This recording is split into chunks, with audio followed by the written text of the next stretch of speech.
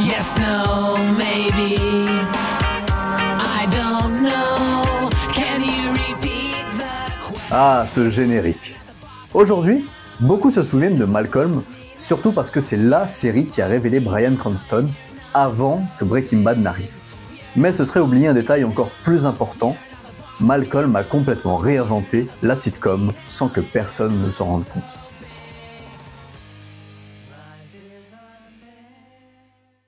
Les amis, bienvenue dans cette nouvelle vidéo, j'espère que vous allez bien. Et aujourd'hui, on va revenir sur l'une des séries les plus emblématiques des années 2000. C'est parti, parlons de Malcolm. Pour écrire la série, son créateur, Linwood Boomer, s'inspire directement de sa propre enfance. Avec 4 frères, des parents un peu fous et des situations plus absurdes les unes que les autres, il a tout ce qu'il lui faut pour écrire une bonne série. La série est achetée par la Fox et est diffusée aux États-Unis dès l'an 2000. Elle arrivera en France seulement un an plus tard, en 2001, tout d'abord sur Série Club, puis diffusée sur M6. À l'époque, un sitcom, c'est toujours le même schéma. 3 caméras, un plateau et des rires enregistrés. Mais Malcolm, lui, casse tous les codes. Tournage avec une caméra unique, style cinématographique, pas de rire préenregistré, ça c'est important, et surtout, des gags qui seraient en temps normal impossibles dans un sitcom. Ah mais c'est à nous. Arrière, sale mordu!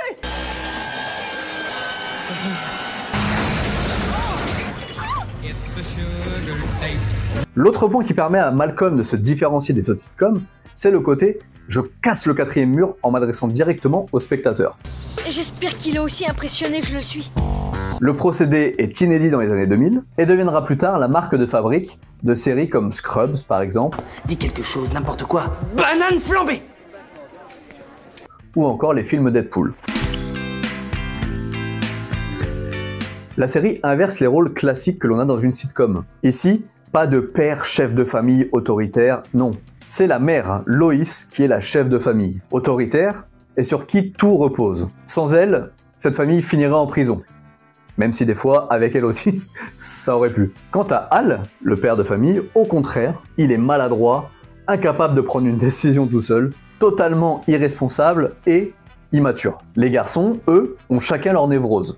Francis déteste l'autorité, Reese est turbulent, bagarreur et un peu simple d'esprit. Malcolm, quant à lui, est un surdoué dans une famille complètement déjantée. Dewey, le petit dernier, est le chouchou des parents. Moi, je suis le préféré, le chouchou.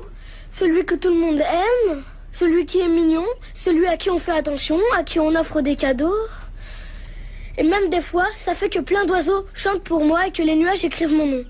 Mais du coup, ça en devient aussi la victime de ses frères. Suite à la grossesse dans la vraie vie de l'actrice qui joue Lois, nous verrons dès la saison 4 l'apparition de Jamie, le 5e frère de la famille. En effet, les scénaristes ont inclus cette grossesse directement dans la série. Mais Jamie restera un enfant en bas âge assez longtemps dans la série, à part faire quelques gags, il n'y aura pas grand chose de marquant à son sujet. Et ce cocktail unique de personnages transforme ce qui aurait dû être une sitcom des plus banales en un portrait de famille explosif et touchant. Tout au long de la série, Malcolm n'a cessé d'innover. Prenez comme exemple l'épisode du bowling. Épisode qui nous montre 2 versions parallèles d'une même soirée, selon que ce soit Al ou Lois qui les accompagne au bowling, et on verra comment tourne la soirée. Un autre épisode imagine aussi la famille si au lieu d'avoir des garçons, Lois et Al avaient eu des filles. Chaque saison se réinvente, mais ne perd jamais l'essentiel de ce qui plaît aux spectateurs. Malgré son succès énorme à l'époque, Malcolm reste moins cité que des séries comme Friends par exemple. Pourtant, sans Malcolm et sa redéfinition du sitcom, certaines séries n'auraient très certainement pas la tête qu'elles ont aujourd'hui. Pas sûr que The Office soit une aussi bonne série que ce qu'elle n'est aujourd'hui sans Malcolm. C'était une série sans concession, drôle, chaotique, inventive, mais aussi incroyablement moderne. Alors, Malcolm, c'était pas simplement une sitcom sur une famille dysfonctionnelle, c'est surtout une série qui a changé les règles du jeu. Et même si on l'a un peu oublié aujourd'hui, elle reste une des plus grandes réussites comiques des années 2000. Je vous laisse avec ma chanson préférée de Dewey. Poupi poupi poupi pou, poupi poupi poupi pou, poupi poupi poupi pou, poupi poupi poupi pou.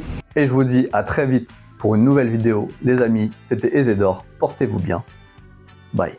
C'était le club des